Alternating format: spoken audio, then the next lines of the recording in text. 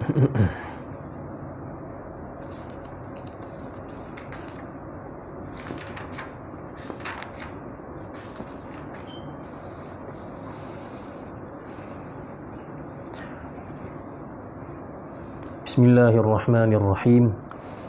Assalamualaikum warahmatullahi wabarakatuh. Alhamdulillahirabbil alamin wa bihi nasta'in ala umuri dunya waddin, wassalatu wassalamu ala sayyidina Muhammad wa ala alihi wa sahbihi ajma'in. Subhanaka la ilma lana illa ma 'allamtana innaka antal alimul hakim. Wala haula wala quwwata illa billahil aliyyil azim. Alhamdulillah, syukur pada Allah Subhanahu Wa Taala dengan limpah kurniaannya, sama-sama dapat kita meneruskan pengajian tafsir Al-Quran Al-Karim kita menerusi surah Al-Kahfi, dan pada hari ini kita mengadakan kelas secara online dari rumah saya sendiri atas sebab-sebab yang tidak dapat dielakkan. Jadi insya-Allah mudah-mudahannya tetap ada juga manfaat dan keberkatannya insya-Allah. Dan sebelum kita teruskan perbincangan kita menerusi surah Al-Kahfi, sekiranya ada masalah dari segi audio, dari segi suara ataupun dari segi gambar dan sebagainya, maka mohon respon daripada muslimin muslimat yang mengikuti sekarang ini supaya kita dapat meneruskan kuliah ini dengan baik insya-Allah. Sekiranya ada masalah boleh tulis pada komen supaya kita dapat perbetulkan mungkin masalah dari segi audio dan sebagainya sebelum kita pergi lebih jauh lagi insya-Allah.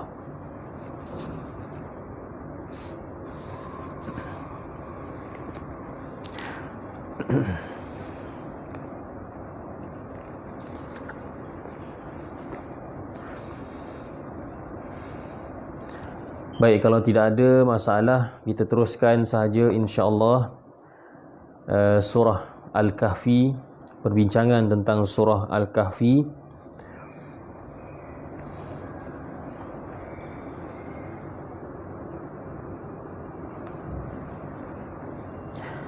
Hari ini insya-Allah kita mulakan dengan ayat yang ke-32 berkenaan dengan satu lagi kisah atau satu perumpamaan yang didatangkan oleh Allah Subhanahu Wa Taala. Baik, sekiranya jelas insya-Allah kita akan teruskan dan kita mulakan dengan pembacaan ayat ini sebagaimana kebiasaan kita insya-Allah. A'udzu billahi minasy syaithanir rajim. واضرب لهم مثل الرجلين جعلنا لأحدهما جنتين من أعناب وحففناهما بنخل وجعلنا بينهما زرعا كلتا الجنتين آتت أكلها ولم تظلم منه شيئا وفجرنا خلالهما نهرا وكان له ثمر فقال لصاحبه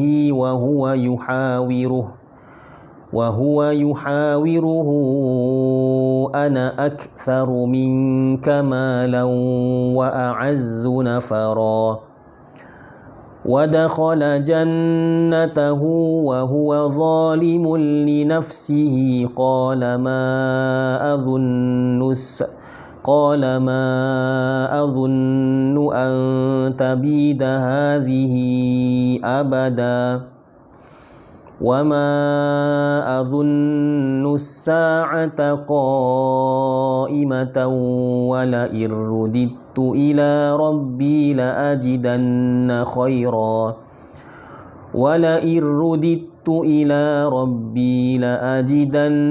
خيرا منها منقلبا. Sadaqallahul azim. Kita ambil sampai situ dahulu. Baik, Allah Subhanahu Wa Taala berfirman dalam surah Al-Kahfi ayat yang ke-32, dan berikanlah, datangkanlah atau buatkanlah wahai Muhammad wahai Nabi Muhammad sallallahu alaihi wasallam, lahum, bagi mereka, ya, bagi mereka, iaitu kepada orang-orang mukmin dan juga orang-orang kafir. Nak buat apa? Masalan, suatu perumpamaan, suatu misalan. Masalan, apa dia misalan? Misalan yang mana satu? Misalan yang macam mana?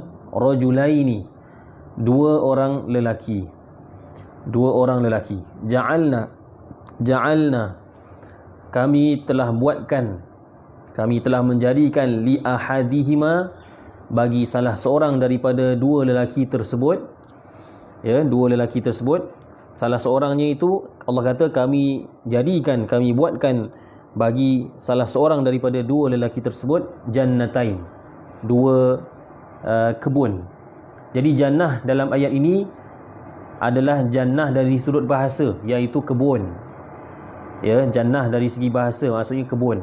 Hatta kebun yang ada di dunia ni pun dipanggil jannah dari segi bahasa. Jannah di sini bukannya, jannatain di sini bukanlah maksudnya syurga. Bukan. Kalau syurga sekalipun maksudnya kebun lah, kebun yang indah, yang cantik. Ya, jadi dia dikurniakan dua kebun. Min a'nab, daripada a'nab, iaitu anggur. Kebun itu jenis daripada anggur, daripada jenis anggur.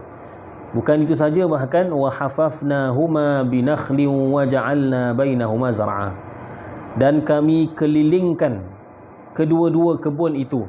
Wa hafafna, kami kelilingkan kedua-dua kebun itu, binakhl, dengan, ya, pokok-pokok kurma, nakhl, pokok-pokok kurma. Wa ja'alna bainahuma zar'a, dan di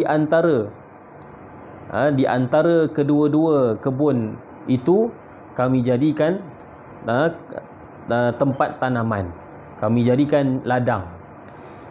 Jadi ayat ini dan ayat seterusnya mengisahkan kepada kita tentang satu perumpamaan yang Allah Subhanahu Wa Taala jadikan kepada, yang Allah Subhanahu Wa Taala perintahkan Nabi sallallahu alaihi wasallam sampaikan kepada umat, untuk beritahu bahawa inilah perbezaan di antara orang yang mukmin, yang beriman, yang bersyukur di atas kurniaan Allah kepadanya, dan orang yang kufur, yang tidak beriman kepada Allah dan tidak mensyukuri nikmat yang Allah berikan kepada dia. Jadi muslimin dan muslimat yang dirahmati oleh Allah Subhanahu Wa Taala, salah seorang daripada ada dua orang lelaki, salah seorangnya adalah orang yang kufur dan salah seorang lagi adalah orang yang beriman. Yang si kafir ini, yang kufur kepada Allah, yang kafir ini, Allah berikan pada dia dua kebun yang cantik. Ayat tadi telah menerangkan betapa indahnya kebun tersebut. Kebunnya bukan sebarangan kebun, buah yang ada di situ bukan sebarangan buah. Buah yang ada ialah buah yang makna kata yang menjadi idaman ramai, iaitu buah anggur yang ada nilainya dari segi hasil jualannya, rasanya yang manis, dan juga baunya yang sedap. Begitu juga dengan rupanya. Anggur ni kalau kita tengok cantik, ada setengah buah rasa mungkin sedap, tapi rupanya itu tidaklah secantik buah, contohnya buah anggur, kan? Ada setengah buah tidaklah secantik buah anggur, tapi anggur ni masya-Allah terhimpun padanya 4 sifat. Rupanya yang cantik, warnanya pun dah cantik berkilau-kilauan. Yang kedua ialah rasanya yang sedap. Yang ketiga ialah harganya, nilainya. Kalau kita jual, kita boleh dapat keuntungan yang banyak. Dan yang keempat ialah bau. Kan, bau anggur ni bau sedap lah. Dia tak macam buah durian contohnya. Ada setengah bangsa mungkin makan buah durian, ada setengah tempat makan buah durian, tapi ada setengah tempat dia tak makan buah durian. Sebab apa? Bau dia busuk. Baunya busuk bagi mereka. Tapi anggur ni keempat-empat ciri tu ada, dan itulah yang Allah Ta'ala kurniakan kepada si kafir tadi. Itulah yang Allah kurniakan kepada si kafir tadi. Baik, para ulama membincangkan siapakah dua orang lelaki yang disebutkan dalam ayat ini. Adakah dua orang lelaki yang menjadi watak utama dalam kisah ini? Adakah dua orang itu hanyalah dua orang lelaki yang hanya diandaikan sahaja, maksudnya hanya sekadar direka cerita itu sekadar untuk menjadikan tamsilan, sekadar untuk menjadikan perumpamaan, pengajaran pada kita, ataukah dua orang lelaki itu memang benar-benar wujud. Maka kata Imam Al-Alusi dalam tafsirnya, ya, kedua-dua tafsiran, kedua-dua andaian, kedua-dua kebarangkalian itu ada kemungkinannya. Maknanya ada kemungkinan bahawa dua orang lelaki itu hanyalah andaian sahaja, sekadar Allah nak datangkan perumpamaan supaya kita berfikir sahaja. Dan ada juga ulama yang mengatakan bahawa dua orang lelaki itu memang wujud. Ya, dikatakan bahawa dua orang lelaki yang dikisahkan dalam ayat ini, dalam kisah ini, ialah dua orang lelaki yang hidup pada zaman Bani Israel, dan mereka memang dari kalangan Bani Israel. Ya. Apa yang penting ialah kita mengambil pengajaran daripada kisah perumpamaan ini, kisah teladan ini. Sama ada dua orang lelaki itu memang benar-benar wujud atau hanya sekadar perumpamaan, maka itu tidaklah menjadi masalah, kerana apa yang penting ialah kita nak ambil pengajaran daripada kisah ini, supaya yang baik kita jadikan tauladan, yang kita amalkan, dan yang buruk itu kita jadikan sempadan supaya kita tidak melakukannya. Baik, dalam ayat ini, ya, Allah Subhanahu Wa Taala menyatakan bahawa, ya, orang lelaki yang kafir tadi, si kafir tadi, Allah berikan macam-macam kepada dia. Ya, tidak cukup dengan itu sahaja, bahkan Allah Taala sifatkan pada ayat seterusnya, kebunnya itu Masya Allah memberikan hasil yang lumayan, hasil yang banyak. Kiltal jannatain, kedua-dua kebun itu, iaitu kebun milik si kafir tadi. Dan kilta ini, para ulama bahasa Arab mereka berbeza pandangan berkenaan dengan kilta.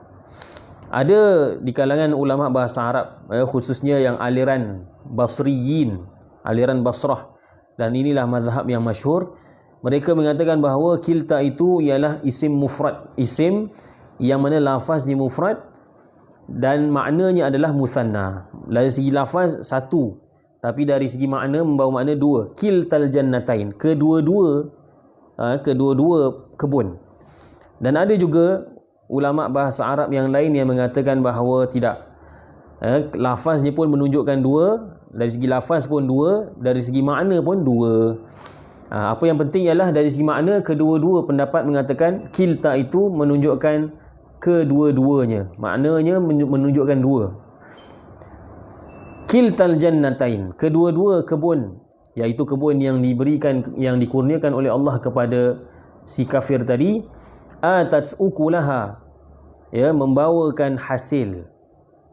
Kedua-duanya itu membawakan ukulaha, iaitu hasilnya, iaitu apa dia? Iaitu buahnya. Kedua-dua kebun itu. Walam tazlim minhu syai'a, dan kebun itu tidak menzalimi sedikit pun daripadanya. Apa maksud kebun itu tidak menzalimi? Maksudnya ialah kebun itu, kata Syekh Tantawi, maksudnya ialah walam tankus, kebun itu sedikit pun tidak mengurangkan hasilnya.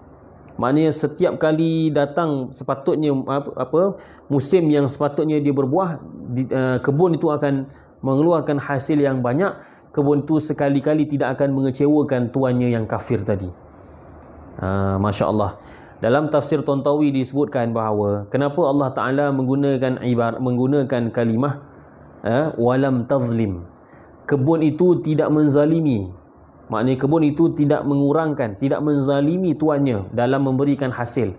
Kerana supaya apa? Kerana adanya muqabalah badi'ah, perbandingan yang menarik. Kalau kita lihat, maksudnya Allah nak bagi tahu kepada kita bahawa si kafir ini, kebunnya itu tidak pernah menzaliminya, sentiasa memberikan hasil kepadanya. Tetapi si kafir ini nanti akan disebutkan dalam ayat-ayat seterusnya, wa huwa zalimun, si kafir itu menzalimi dirinya sendiri kerana tidak beriman, kerana syirik kepada Allah. Jadi Allah Ta'ala nak supaya kita tengok perbandingan. Kebun itu sedikit pun tidak pernah menzalimi tuannya, walaupun dia kafir. Tetapi si kafir itu dia menzalimi diri sendiri. Ya, sepatutnya dia dah menerima nikmat daripada Allah. Sepatutnya dia tidaklah menzalimi diri, tapi dia dalam keadaan kebunnya itu tidak pernah berkurangan hasilnya, dalam keadaan itu tetap juga dia menzalimi diri sendiri, iaitu melakukan syirik kepada Allah Subhanahu wa taala. Walam tazlim minhu syai'ah, dan kebun itu tidak menzalimi daripadanya pun sedikit pun. Maksudnya kebun itu tak pernah mengurangkan hasilnya, sentiasa mengeluarkan hasil yang banyak dan tidak pernah mengecewakan tuannya. Wa fajjarna khilalahuma nahara, dan kami, kata Allah Subhanahu wa taala, memancarkan, mengalirkan khilalahuma, di celah-celah dua kebun itu, nahara, suatu sungai. Masya Allah. Sudahlah ada kebun pula bukan satu, dua kebun. Kebunnya pula Masya Allah, kebun yang cantik, dikelilingi oleh, di tengah-tengahnya itu ada pokok anggur, dan di sekelilingnya pula adalah pokok kurma. Di tengah-tengah kebun, antara dua kebun itu, di tengah-tengah itu ada pula sungai yang mengalir. Masya Allah, apa lagi nak?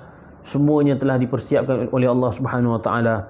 Dan kalau kita lihat dalam ayat ini, wa fajjarna khilalahuma nahra, Allah kata kami memancarkan di celah-celah di antara kebun itu suatu sungai. Maknanya apa? Allah nak bagi tahu bahawa sungai itu mengalir tanpa diusahakan oleh pemilik kebun itu. Sungai itu bukanlah digali oleh si kafir tadi, bukan. Sungai itu memang Allah Ta'ala sendiri, yang maknanya dia mengalir secara tabi'i. Ialah hakikatnya ialah Allah Ta'ala. Allah Ta'ala yang mewujudkan sungai itu. Jadi maknanya tanpa ada kesusahan, tanpa ada usaha yang memenatkan, tanpa perlu memenatkan diri dan sebagainya, pemilik kebun tadi yang kafir tadi telah memperolehi kebun dan juga sungai.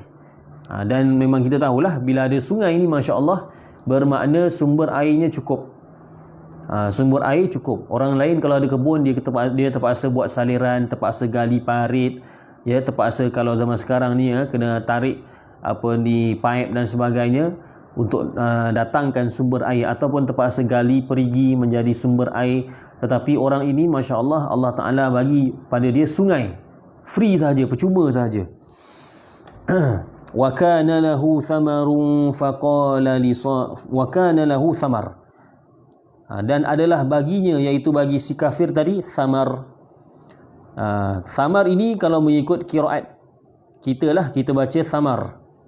Tetapi ada juga qiraat Ibnu Amir, Hamzah, Al-Kisai dan lain-lain, mereka membaca thumur. Mereka membaca thumur, iaitu jamak kepada thimar. Jadi apa maknanya thamar ataupun thumur? Apa makna yang dikehendaki di sini?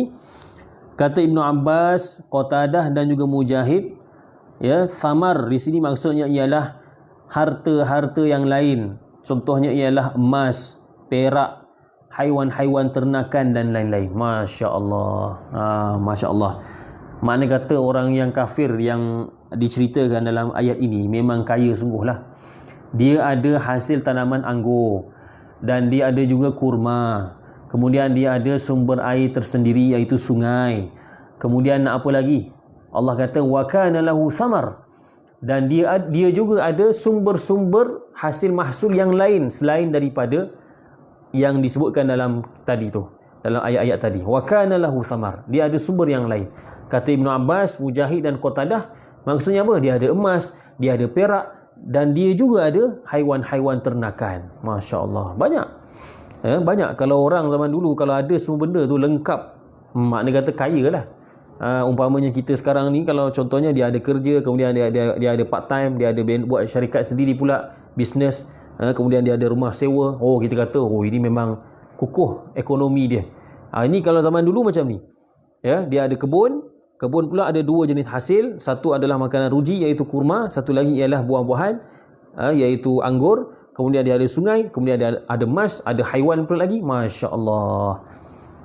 Tapi masalahnya ialah dalam keadaan nikmat yang Allah bagi pada dia tenggelam dalam keadaan dalam kenikmatan tersebut. Dia tenggelam. Dia tidak bersyukur pada Allah dia tidak ingat Allah dan dia tidak beriman kepada Allah Subhanahu Wa Taala. Bahkan keluar daripada lidahnya kata-kata yang menunjukkan dia takabur, bongkak, ya, membesar diri, padahal nikmat yang dia peroleh itu ialah daripada Allah Subhanahu Wa Taala. Apa yang dikata? Faqala li sahibihi wa huwa yuhawiruh. Ya, si kafir itu berkata kepada kawannya yang beriman, wa huwa yuhawiruh, ketika bercakap-cakap dengan dia, ana aktsaru minka malan wa a'azzu nafara. Si kafir ni bagi tahu pada kawannya yang beriman tadi, dia kata, hartaku lebih banyak daripada hartamu. Ana aktsaru minka malan, aku lebih banyak harta daripada kamu, wa a'azzu nafara, dan aku lebih banyak pengikut berbanding kamu. Aku ni banyak harta dan aku ni banyak pengikut. Itu kata si kafir tadi. Maka di sini menunjukkan apa dia? Menunjukkan bahawa orang-orang yang ingkar kepada Allah Subhanahu Wa Taala ni memanglah mereka ni sentiasa memandang material semata-mata. Mereka tak lihat nilai iman. Kawan tu memanglah kurang bernasib baik, tetapi dia diberikan iman. Ya, benarlah apa yang dikatakan oleh Qatadah rahimahullahu taala. Apa kata beliau? Tilka wallahi umniyatul fajir. Itulah dia, kata beliau, kata Qatadah, itulah dia demi Allah, itulah dia cita-cita ataupun angan-angan orang-orang yang fajir, orang-orang yang berdosa, ahli maksiat dan sebagainya. Apa dia? Yang pertama ialah kathratul mal, yang kedua ialah wa'izzatun nafar. Yang pertama tadi kathratul mal, banyaknya harta. Yang kedua ialah izzatun nafar, banyaknya atau ramainya pengikut. Bila ramai pengikut, maka bertambah izzah, bertambahlah kekuatan dia. Inilah yang dua benda inilah, kata Qatadah, yang memang selalu diimpikan oleh orang-orang fajir, orang-orang yang ingkar kepada Allah Subhanahu Wa Taala. Wal iyadzu billah. Kemudian Allah Subhanahu Wa Taala ceritakan lagi tentang perihal orang yang kafir ini, apa yang dia buat. Wa dakhala jannatahu wa huwa zalimun li nafsihi, dan dia iaitu si kafir tadi, ya, masuk ke dalam jannahnya. Masuk ke dalam jannahnya maksudnya masuk ke dalam kebunnya. Di sini ada satu perkara yang menarik. Az-Zamakhsyari rahimahullahu taala, Az-Zamakhsyari mengatakan dalam tafsirnya Al-Kasyaf, membincangkan kenapa Allah kata wa dakhala jannatahu, dan dia memasuki jannahnya. Jannahnya, sebab padahal kita tahu bahawa kebunnya ada dua. Sepatutnya jannataihi, tetapi Allah kata wa dakhala jannatahu, dan dia masuk ke dalam jannahnya. Kata Az-Zamakhsyari, ya, Allah nak bagi tahu bahawa itulah dia, dua kebun itu, itulah jannah dia. Itulah satu-satunya jannah yang dia ada. Kerana dia tidak akan beroleh jannah di syurga. Ya. Jadi jannah yang dia ada ialah itulah dia. Dua kebun itu, itulah jannah, satu-satunya jannah yang dia ada. Kerana itulah Allah Ta'ala tidak mengatakan dua.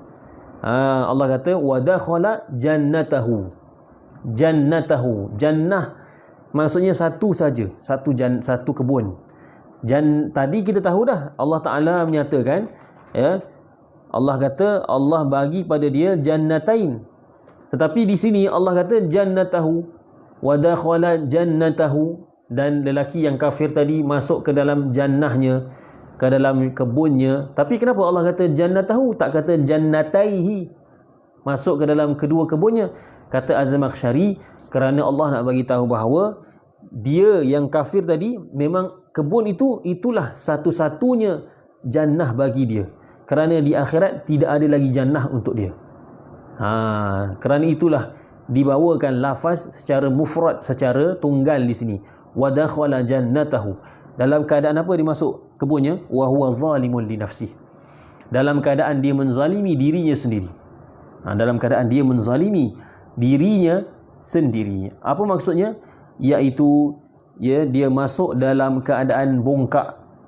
Dia masuk dalam keadaan, kata Syekh Tantawi atau kata Az-Zamakhsyari, dia masuk dalam keadaan ujub, mu'jabun bima utiya, muftakhirun bihi.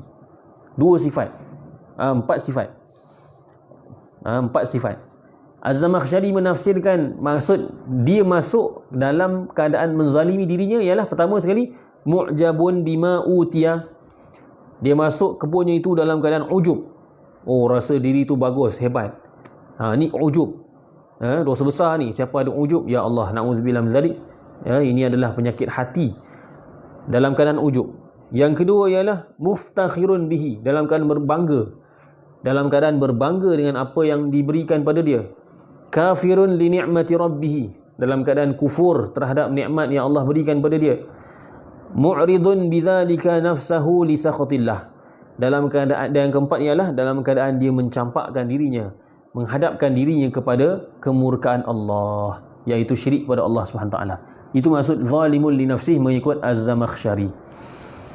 Tak cukup dengan itu, bukan sahaja dia masuk kebunnya dalam keadaan menzalimi dirinya, dalam keadaan ujub, dalam keadaan bangga, dalam keadaan kufur dan sebagainya, tetapi dia juga mengatakan sesuatu yang menyebabkan Allah Ta'ala murka. Qala ma azunnu an tabida hadhihi abada. Ya Allah, kata si kafir tadi, aku tidak menyangka bahawasanya kebunku ini antabid, akan binasa selama-lamanya, ataupun akan binasa selama-lamanya. Maksudnya aku tidak menyangka kebun ini akan binasa. Maksudnya apa? Maksudnya dia tidak percaya bahawa kebunnya itu satu hari nanti akan dibinasakan oleh Allah. Sama ada diturunkan azab sebelum kiamat atau binasa disebabkan berlakunya kiamat. Dia mengingkari kekuasaan Allah. Dia kata dia menganggap bahawa kebunnya itu selama-lamanya miliknya. Dia kata aku tidak menyangka, maknanya aku rasa taklah. Aku rasa kebun ni tak akan binasa lah. Allah tak akan binasakan kebun aku. Ini sikap dia.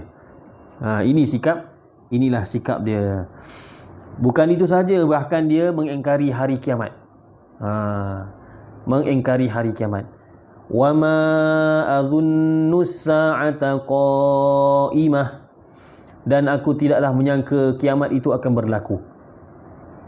Ni sekarang ni pun, zaman sekarang, betapa ramai orang-orang yang tidak mempercayai hari kiamat, tak percaya pada hari akhirat. Saya sendiri pernah jumpa.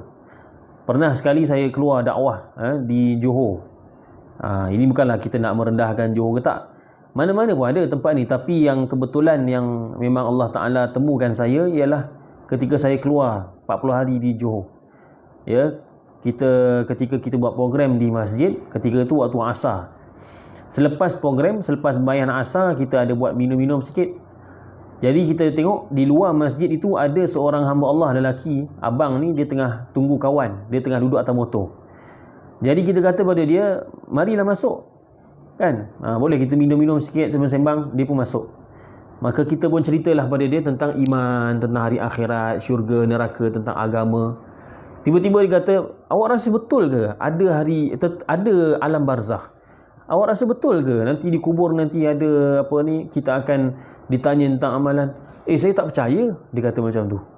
Ini orang Islam, kan? Orang Islam, lelaki yang Muslim, tapi dia tak percaya. Inilah masalah. Apabila kita hanya percaya benda yang kita nampak, percaya benda yang kita fikir, kita dengar, tetapi kita tak percaya dengan sesuatu yang dikhabarkan oleh Rasulullah sallallahu alaihi wasallam. Perkhabaran gaib ni dia datang daripada Rasulullah. Kalau kita kita mempercayai kebenaran Rasulullah sallallahu alaihi wasallam, maka kita juga wajib mempercayai segala apa yang dibawa oleh Rasulullah. Di antaranya ialah perkhabaran tentang hari akhirat, hari kiamat. Bermula daripada kehancuran dunia ini sehinggalah seterusnya, iaitu alam barzakh, kemudian dibangkitkan semula di padang mahsyar, kemudian dihisab dan sebagainya. Kena percaya. Maka lelaki dalam kisah ni yang kafir ini, dia tak percaya. Dia kata wa ma azunnu sa'ata qa'imah, dan aku tidak menyangka, aku rasa tidaklah hari kiamat itu akan berlaku. Dia tak percaya pada hari kiamat. Wala irruditu ila rabbi la ajidanna khairan minha munqalaba. Dia kata apa? Dia kata sekiranya aku dikembalikan kepada Tuhanku, pasti aku akan mendapat tempat yang lebih baik daripadanya, iaitu daripada kebun ini, sebagai munqalaba, sebagai tempat kembali. Dia kata kiamat tak akan berlaku, Dan kalau kiamat berlaku sekalipun, hari akhirat benar-benar berlaku pun, aku rasa Allah akan bagi pada aku tempat yang lebih baik daripada tempat ini. Masya Allah. Inilah keadaan orang yang kafir. Mereka bersangka baik, tak kena tempat. Mereka bercita-cita akan mendapat kebaikan di akhirat, padahal mereka tidak beriman kepada Allah Subhanahu Wa Taala. Ni si kafir ini. Dahlah tidak beriman kepada Allah, tidak syukur di atas nikmat Allah. Ya, bangga pula. Kemudian besar diri, rasa besar diri dengan nikmat yang Allah bagi pada dia. Bahkan dia engkar kepada hari kiamat. Sudahlah dia engkar kepada hari kiamat. Dia kata kalau berlaku sekalipun, dia membuat andaian yang tak logik, yang memang tak sepatutnya. Dia kata kalau memang ada hari kiamat sekalipun, dia kata pasti Allah akan bagi pada aku tempat yang lebih baik daripada kebun ini. Masya Allah. Macam mana nak dapat tempat yang baik? Kan, padahal dia tak beriman. Di dunia tak beriman, macam mana di akhirat dia boleh mendapat tempat yang baik? Pelik, kita tengok pelik kan? Sebab itulah ini yang dikatakan sebagai ini yang dikatakan sebagai cinta dunia. Orang yang cinta dunia, dia akan berangan-angan lebih daripada yang sepatutnya. Nabi SAW dalam sebuah hadis pernah melukis suatu lakaran. Nabi SAW lukis satu garisan yang panjang. Kemudian di tepi-tepinya itu ada garis-garis kecil yang melintang. Garis panjang itu melebihi daripada kotak. Maknanya ada kotak, kemudian di tepi-tepi itu ada macam jejari, garis-garis kecil. Kemudian di tengah-tengah kotak itu ada garis dari hujung yang yang melepasi dari hujung kotak sehinggalah ke hujung, bahkan terkeluar. Maka Nabi SAW terangkan pada para sahabat, kotak itu ialah ajal manusia, umur manusia. Manakala garisan yang panjang sehingga melebihi kotak tadi ialah angan-angan manusia. Manusia ni Masya Allah kadang-kadang dia berangan sehingga melepasi ajalnya. Ajalnya mungkin 70 tahun, tetapi dia punya angan-angan seolah-olah nak hidup 100 tahun. Padahal dia tak tahu, mungkin esok adalah hari terakhir, hari ini mungkin hari terakhirnya. Itulah manusia. Nabi SAW lukis kotak, kemudian ada satu garisan dari hujung kotak itu sampai tengah, sampai hujung, bahkan terkeluar daripada kotak itu. Kotak itu ialah umur dia. Sepatutnya dia kena usahakan bagaimana umurnya itu dimanfaatkan untuk hari akhirat. Dan jangan dia usahakan dunia lebih daripada umurnya, tapi dia punya angan-angan melebihi umurnya.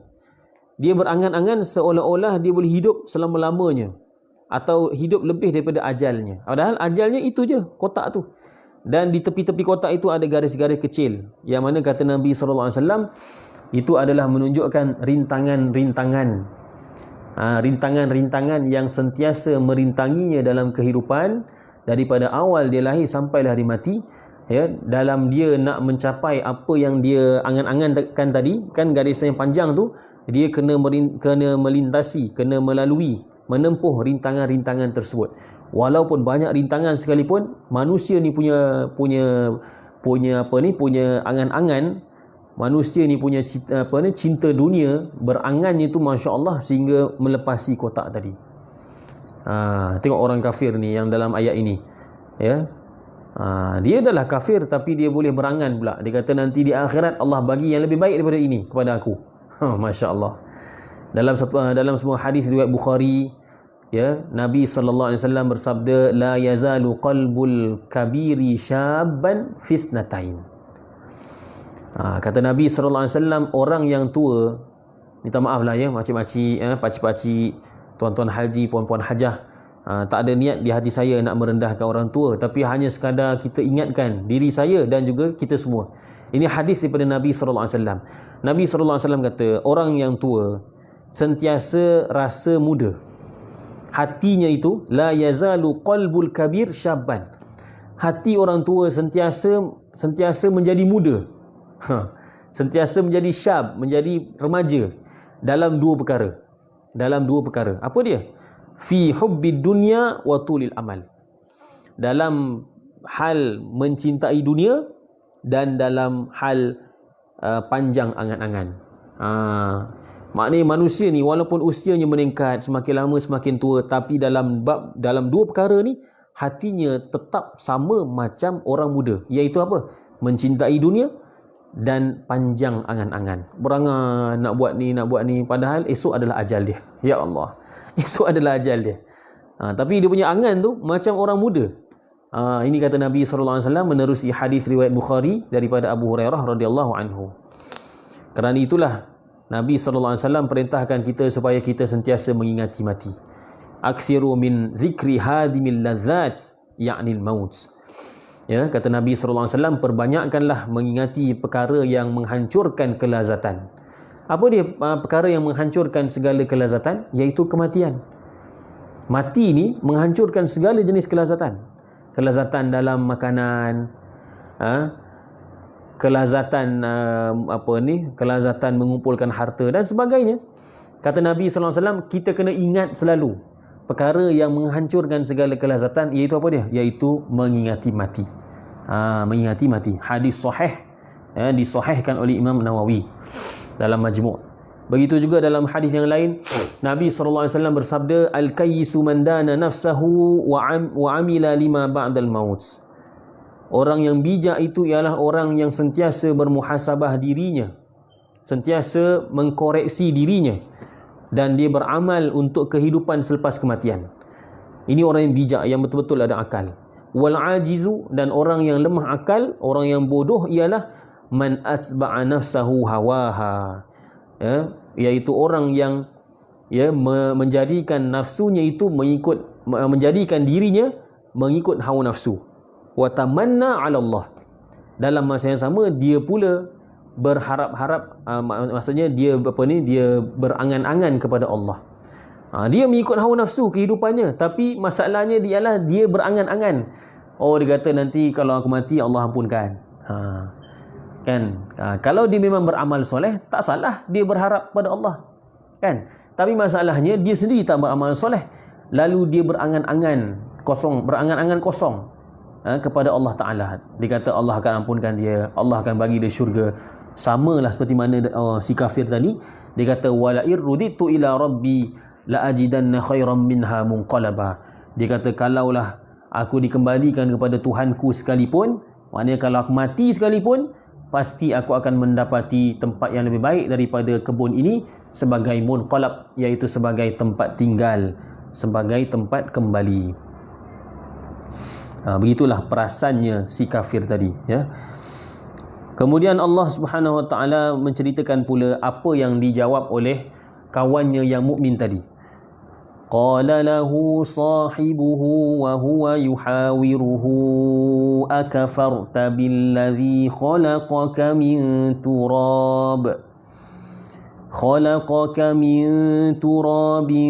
thumma min nutfatin thumma sawwaka rajula lakinna huwa Allahu rabbi wa la usyriku bi rabbi ahada walaula idh dakhalta jannataka qulta ma syaa Allahu la quwwata illa billah in tarani ana aqalla minka malan wa walada fa'asa rabbi an yu'tiyani khairan min jannatika wa yursila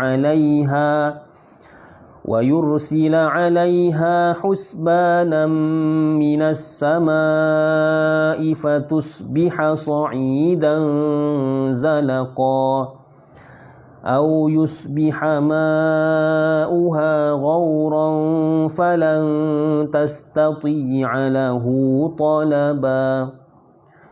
Baik, Allah Subhanahu Wa Taala berfirman, menceritakan tentang apa yang kawannya yang beriman katakan pada dia.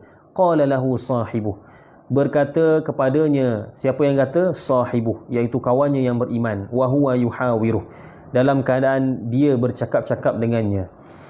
Akafarta billadhi khalaqaka min turab, adakah kamu kufur terhadap Allah yang menciptakan kamu daripada tanah? Thumma min nutfah, kemudian daripada nutfah iaitu air mani, thumma sawwaka rajula, kemudian dia menjadikan kamu seorang lelaki yang sempurna. Ini seorang lelaki, inilah kata-kata orang mukmin. Orang mukmin ni bila dengar kata-kata yang tak elok, maka dia akan terus melakukan amar ma'ruf nahi mungkar. Terus sahaja dia nasihat kawan dia, kamu cakap macam ni, kamu Allah Ta'ala bagi nikmat macam-macam, adakah kamu kufur terhadap Allah? Padahal dia yang ciptakan kamu dari tanah, daripada air mani, kemudian menjadikan kamu sebagai manusia yang sempurna. Inilah orang yang ada jiwa pendakwah. Dia bila tengok ada benda tak elok je, dia akan nasihat walaupun sedikit. Dalam ayat tadi kita tengok lelaki tadi mengatakan akafarta, adakah kamu kufur? Kita pernah belajar sebelum ni bahawa pertanyaan atau soalan dalam Al-Quran tak semestinya nak bertanya tentang jawapan. Pertanyaan di sini ialah inkar. Kata Syekh Tontawi, istifham di sini ialah lil inkar wal istib'ad. Beliau iaitu orang yang mukmin ini, kawan yang mukmin ini bertanya begitu ialah kerana dia mengingkari, dia menolak perbuatan kufur si lelaki yang kawan dia tadi. Kemudian dalam ayat ini juga kita lihat digunakan kalimah summa. Summa ini menunjukkan jarak masa. Allah kata khalaqaka min turab, dia menciptakan kamu daripada tanah. Summa min nutfah, kemudian daripada air mani. Jadi yang tanah itu merujuk kepada penciptaan Nabi Adam AS. Khalaqaka min turab, maksudnya ialah Allah Ta'ala menciptakan datuk kamu yang atas sekali, iaitu Adam AS daripada turab, daripada tanah. Summa min nutfah, kemudian Allah Ta'ala menciptakan daripada air mani. Maksudnya ialah orang-orang yang datang selepas Nabi Adam, Allah menciptakan mereka daripada nutfah, daripada air mani. Summa sawwaka rajula, kemudian Allah menjadikan kamu menjadikan kamu sebagai lelaki yang sempurna, manusia yang sempurna. Pun digunakan juga kalimah summa. Kerana apa? Kerana kata Syekh Tontawi rahimahullah ta'ala, itu merujuk kepada proses kejadian manusia yang memakan masa. Kerana itu digunakan kalimah summa. Jadi summa ini menunjukkan kemudian, menunjukkan jarak masa antara sebelum summa dan selepas summa ada jarak masa yang panjang. Kerana itu Allah kata summa min nutfah, Allah menjadikan kamu daripada setitik air mani, summa sawwaka rajula. Jadi daripada air mani nak jadi satu manusia yang sempurna mengambil masa yang lama, sebab tu 9 bulan ibu mengandung. Isteri saya pun tengah mengandung sekarang ni. InsyaAllah dalam bulan 2 tahun depan akan bersalin. Kita doalah mudah-mudahan Allah Ta'ala juga dengan berkat ayat kita baca ni, mudah-mudahan Allah Ta'ala menjadikan anak saya yang akan dilahirkan tadi anak yang sempurna insyaAllah, zahir dan batinnya insyaAllah. Amin ya rabbal alamin. Kemudian Allah Subhanahu wa Ta'ala dalam ayat ini ada sedikit kemusykilan. Ada sedikit kemusykilan dalam ayat yang sebelum inilah.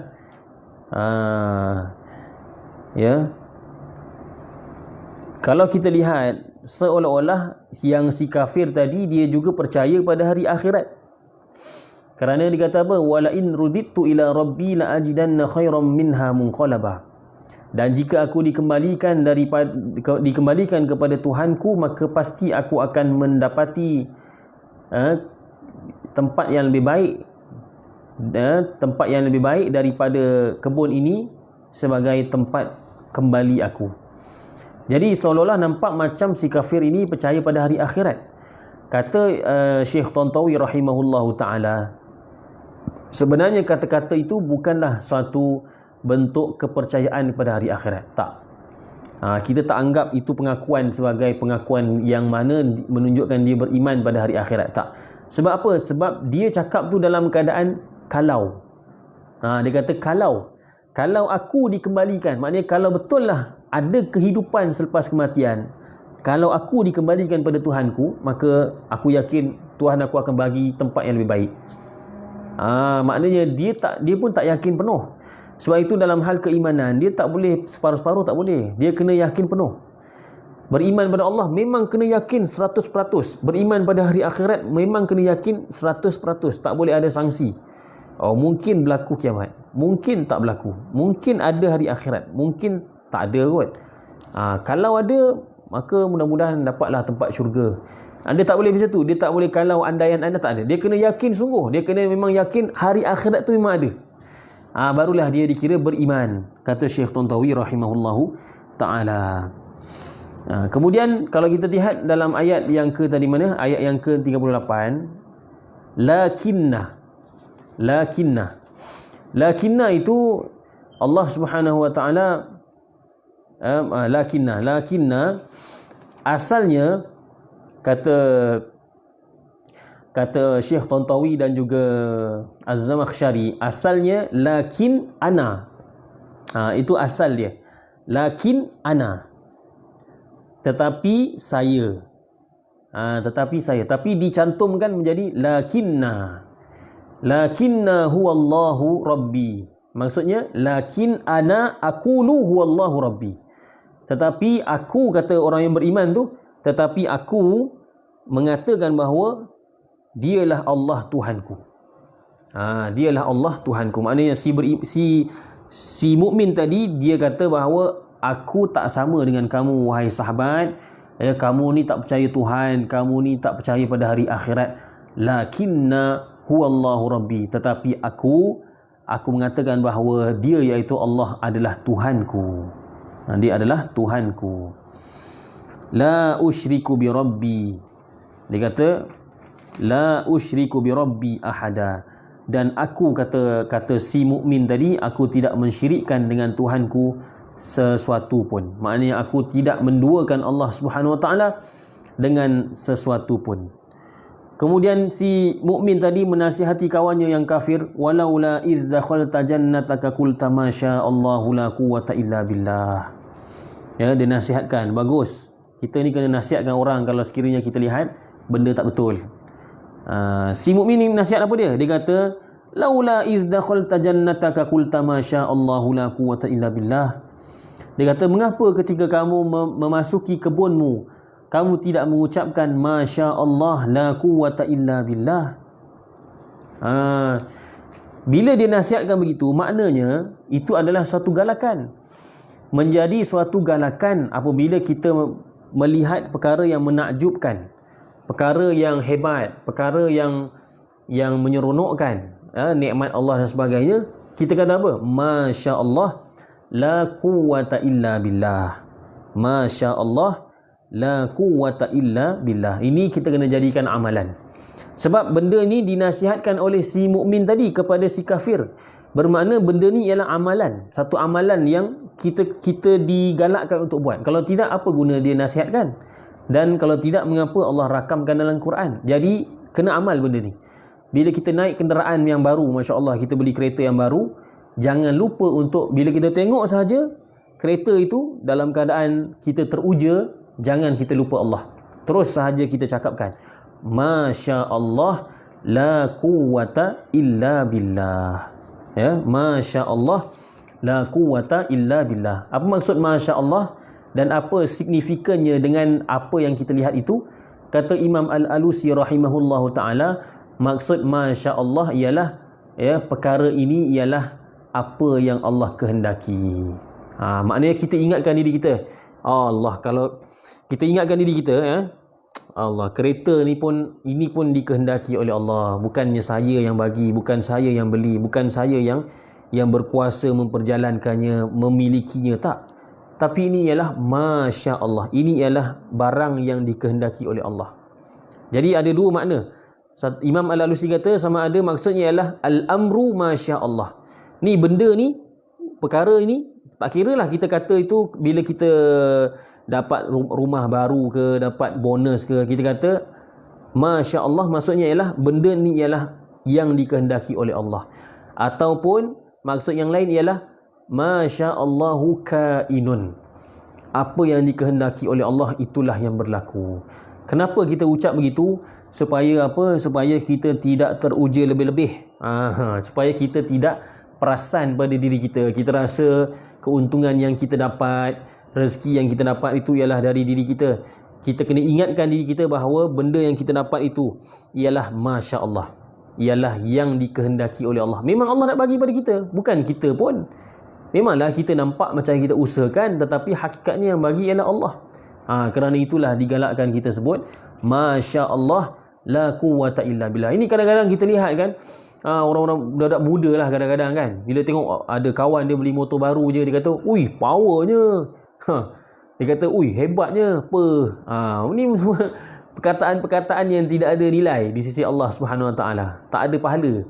Sepatutnya kita kata Masya Allah, Subhanallah, la quwwata illa billah. Macam tu kita ingat kepada Allah Subhanahu Wa Taala. Kata Imam Ibn Kathir, para ulama salafus salih mengatakan bahawa, sebahagian salafus salih mengatakan bahawa, man a'jabahu syai'un min halihi aw waladihi aw malihi falyaqul ma syaa Allah la quwwata illa billah.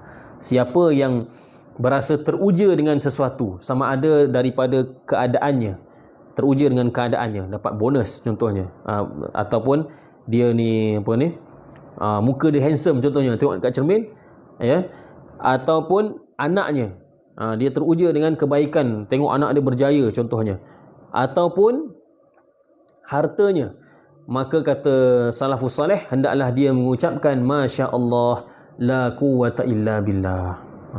Ini kena amal kan. Anak saya baru ni, anak yang pertama, dapat anugerah cemerlang di apa ni, sekolah dia lah, sekolah tadika pasti, ya. Alhamdulillah lah kan. Jadi kita gembira lah. Tapi kalau kita lihat balik, sebenarnya kita pun tak ada buat apa-apa pun. Kita ajar sikit-sikit je. Selebihnya itu ialah taufik daripada Allah. Maka bila kita tengok dia bawa balik sijil tu, pelajar cemerlang, kita kata Masya Allah la quwwata illa billah. Ini adalah apa yang dikehendaki oleh Allah, bukan saya yang buat, tapi Allah yang kehendaki perkara ini berlaku, ya. La quwwata illa billah. Tidak ada daya, tidak ada kekuatan melainkan dengan taufik daripada Allah Subhanahu Wa Taala. Itu adab kita dengan Allah, ya. Begitu juga dalam sebuah hadis, ya, yang dibawakan oleh Imam Ibn Kathir dalam tafsirnya, kata Anas radhiyallahu anhu, Rasulullah sallallahu alaihi wasallam bersabda, ma an'amallahu ala 'abdin ni'matan min ahlin aw malin aw waladin fayaqul ma syaa Allah la quwwata illa billah fayara fihi afatan dunal maut. Ya. Kata Rasulullah sallallahu alaihi wasallam, tidaklah seorang hamba itu dikurniakan nikmat oleh Allah Subhanahu Wa Taala dengan suatu nikmat, sama ada daripada ahli keluarganya ataupun harta ataupun anaknya, lalu dia mengatakan Masya Allah la quwwata illa billah, ya, lalu dia melihat padanya itu ada afah, iaitu kerosakan atau kesakitan, kerosakan melainkan kematian. Maknanya apa? Maknanya bila seorang itu dikurniakan nikmat daripada Allah Subhanahu Wa Taala, lalu dia menyebutkan Masya Allah la quwwata illa billah, insya-Allah nikmat yang Allah berikan pada dia itu akan terjaga, tidak akan rosak, tidak akan binasa, melainkan maut. Kalau mati tu memang tak boleh buat apalah, sebab ajal tu memang sudah ditetapkan. Tapi kalau yang penyakit-penyakit lain ataupun kerosakan-kerosakan yang lain, itu insya-Allah tidak akan terkena kalau sekiranya bila dia dapat saja dia kata Masya Allah la quwwata illa billah. Masya Allah la quwwata illa billah. Sebab tu kalau kita tengok di negara Arab, kalau orang tu buka kedai baru kan, cantik, Masya Allah, restoran, ada aircon dan sebagainya, besar pula lagi, apa yang dia tulis dekat pintu dia atau di atas tu, dia tulis Masya Allah la quwwata illa billah. Tapi saya pelik, di Malaysia ni tak ada. Di Malaysia ni tak ada kita tengok orang tulis Masya Allah la quwwata illa billah. Memanglah kalau ikutkan benda tu diucapkan, tetapi antara cara untuk kita mengingatkan orang supaya membaca, menyebutkan perkara tersebut ialah kita tulis di kereta dan sebagainya, Masya Allah la quwwata illa billah.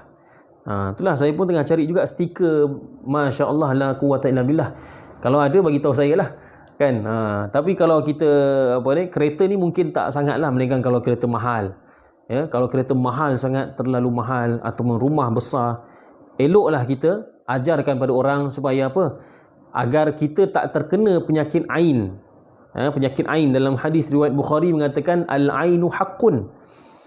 mata yang jahat itu adalah benar.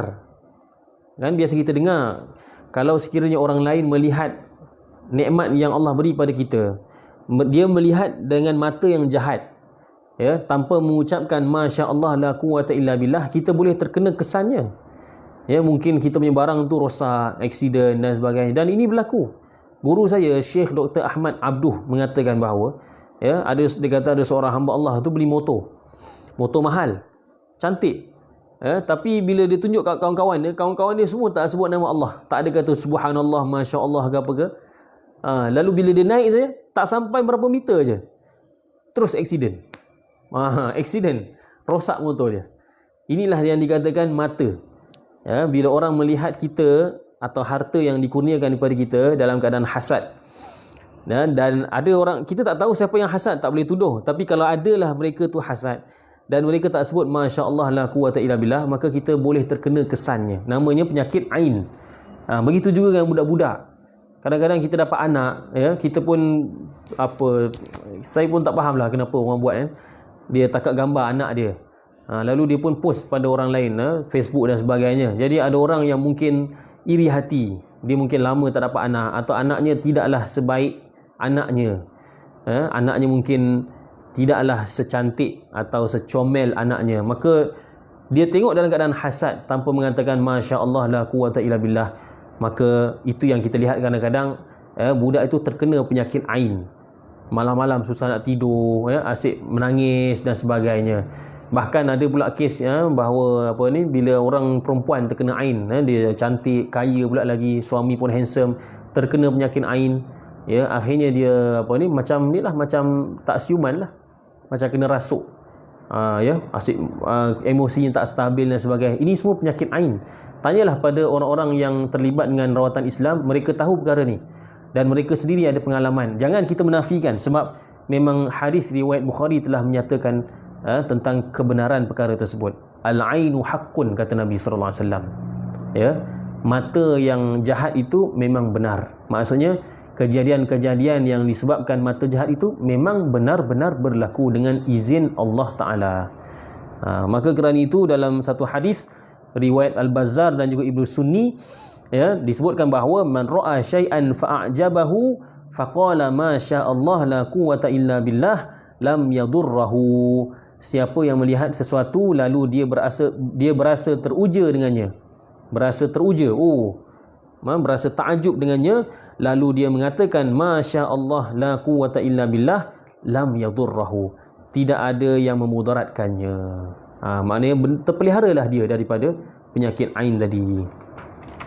Jadi itulah yang diajarkan kepada si kafir tadi. Si mukmin mengajarkan kepada si kafir tadi supaya mengucapkan masya-Allah la quwata illa billah in tarani ana aqalla minka malan wa walada. Si mukmin ini mengatakan bahawa sesungguhnya atas kehendak Allah semua ini wujud, tidak ada kekuatan illa billah, melainkan dengan pertolongan Allah, walaupun kamu menganggap harta dan keturunanku lebih sedikit daripadaku. Fa'asa rabbi ay yu'tiyani khairam min jannatik.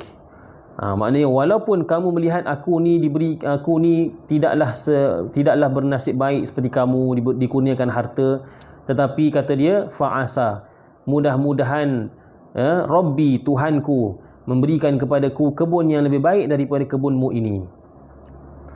Wa yursila 'alaiha husbanan minas sama', dan mungkin Allah Ta'ala akan, Tuhanku iaitu Allah Ta'ala akan menghantar ke atasnya, iaitu ke atas kebun kamu, husbanan.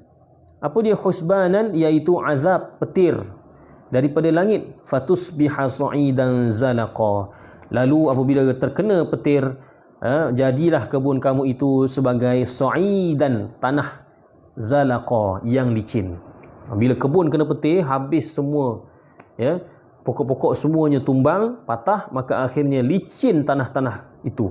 Jadi si mukmin ini memperingatkan si kafir tadi jangan sampai terkena azab Allah Ta'ala. Au yusbiha ma'uha ghauran falan tastati'a lahu talaba.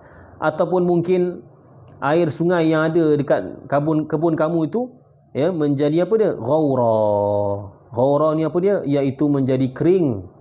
ya, menjadi kering kontang, surut, menjadi surut, ghaura, surut, falan tastati'a lahu talaba, lalu kamu selama-lamanya tidak mampu untuk mencarinya. Kamu tak dapat lagi nak cari air macam sebaik macam tu.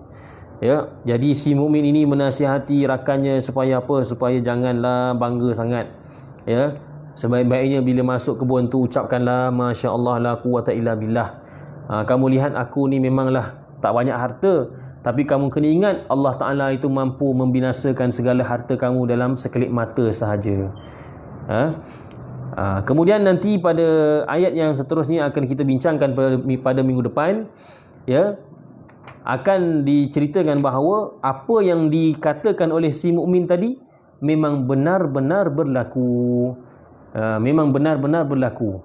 Tadi dia kata fa'asa, dia kata boleh jadi, mungkin, tetapi rupa-rupanya selepas itu memang benar-benar berlaku. Kebunnya itu, ya, kebunnya itu memang hancur binasa, dibinasakan oleh Allah Subhanahu Wa Taala akibat daripada kekufurannya. Nanti insya-Allah kita akan terangkan pada minggu yang akan datang.